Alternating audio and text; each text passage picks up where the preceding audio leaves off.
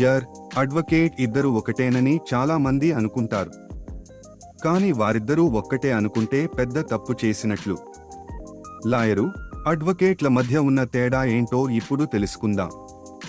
లా complete చేసిన తర్వాత bachelor of legislative degree అందుకున్న వారిని లాయర్ అంటారు. ఇండియాలో ఒక లాయరు లేదా లా గ్రాడ్యుయేట్ న్యాయస్థానంలో ప్రాక్టీస్ చేయాలి అని అనుకుంటే వారు స్టేట్ బార్ కౌన్సిల్లో ఎన్రోల్ చేసుకోవాలి. అలాగే ఆల్ ఇండియా బార్ ఎగ్జామినేషన్ కూడా చేయాల్సి ఉంటుంది. ఆ తరువాత వాళ్ళు ఒక అడ్వకేట్ దగ్గర ప్రాక్టీస్ చేయాలి. ఎల్ఎల్బి డిగ్రీ ఉంది.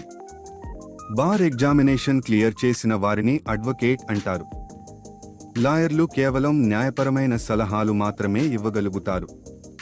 కానీ వారు కోర్టులో ఒక క్లయింట్ తరపున వాదించలేరు. అయితే అడ్వకేట్ కోర్టులో ఒక క్లయింట్ తరపున వాదించగలుగుతాడు. కేసును తన క్లయింట్కు నష్టం పరిహారం ఇప్పించడం లాంటివి కూడా చేయగలుగుతాడు. అప్పుడే లా స్కూల్ నుంచి గ్రాడ్యుయేట్ అవ్వడం వలన అడ్వకేట్తో పోలిస్తే ఒక లాయర్కు అనుభవం తక్కువగా ఉంటుంది. న్యాయస్థానంలో ఒక క్లయింట్ తరపున వాదించడానికి అనుభవం కావాలి. అడ్వకేట్స్ ప్రాక్టీస్ చేసి ఉంటారు. అలాగే ఎన్నో కేసులను వాదించడం వలన అడ్వకేట్కు ఎక్కువ అనుభవం ఉంటుంది.